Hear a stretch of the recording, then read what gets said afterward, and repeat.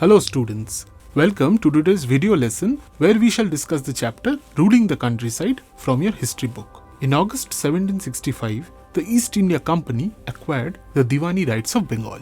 With this in their pocket, the company was able to extract vast amounts of revenue from the rich province of Bengal. This allowed the company to fund its business and stop importing gold and silver from Britain. At this point in time, the company was only interested in the collection of revenue and did not want to get involved in administrative duties. Soon, the Bengal economy began facing a deep crisis. Artisans were deserting villages as they were being forced to sell their goods to the company at lower prices. Peasants were unable to pay back their dues. There was a collapse in the artisanal and agricultural production which led to the famine of 1770, killing 10 million people. To revive the economy, the British introduced the permanent settlement in 1793. During the tenure of Governor-General Lord Cornwallis, it was meant to fix the revenue amount to one particular rate for perpetuity. This was thought to be a good way to encourage farmers to improve the state of agriculture in the country. However, the revenue fixed was so high that most zamindars were unable to pay them, losing their zamindari as a consequence. By the first decade of 19th century, the scenario changed. Market prices rose and cultivation expanded. This led to an increase in the income of the zamindars, but the British could not demand more revenue as it was already fixed to a certain rate. Thus, when the company needed to increase its earnings, it came up with the Mahalwari and the Raitwari or Munro systems of revenue collection. These systems significantly increased the revenue of the company.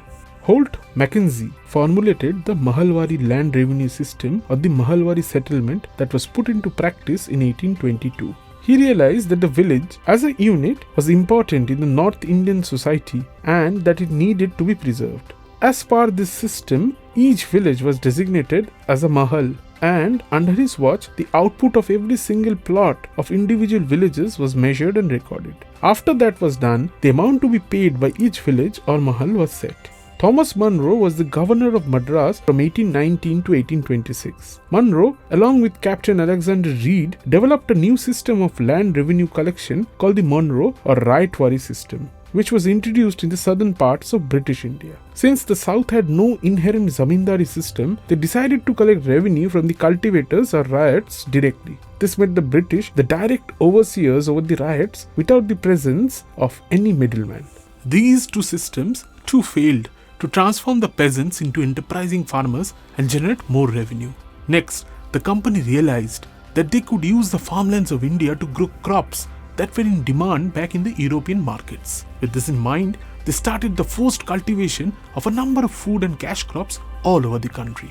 Indigo plant grows in the tropical regions of the world. By the 13th century, Indian indigo was being used all over the European countries. However, the amount that reached there was very small, and cloth manufacturers had to use wood to make violet and blue colors. By the end of the 18th century, the demand for Indian indigo grew as supplies from West Indies and America collapsed for several reasons. By the end of the 18th century, the British turned India into the largest producer of indigo in the world. Indigo was produced using two different methods, the niche system and the Raiti system. In the niche system, the planter produced indigo in lands that he directly controlled. He either rented the land from the zamindars or bought it.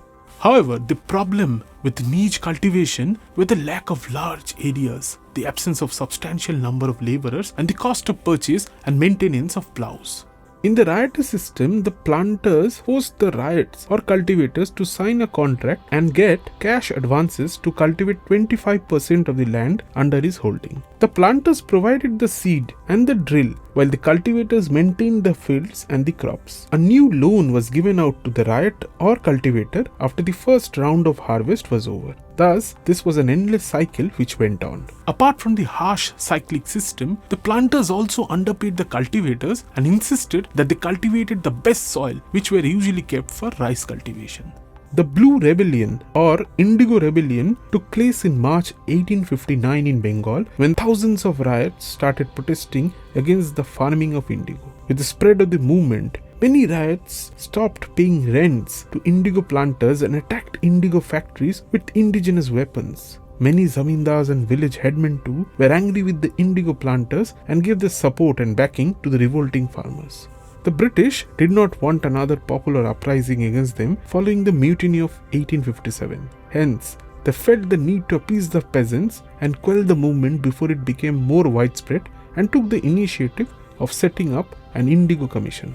This commission declared that the farmers would not be forced to sign any more contracts and would be free to decline. Indigo cultivation shifted its base to neighboring Bihar in the following years. In later years, Mahatma Gandhi's first major participation in the independence movement was his active involvement in the Champaran Satyagraha of 1917, which was organized against the pitiable conditions of indigo cultivators in Champaran, a district in Bihar.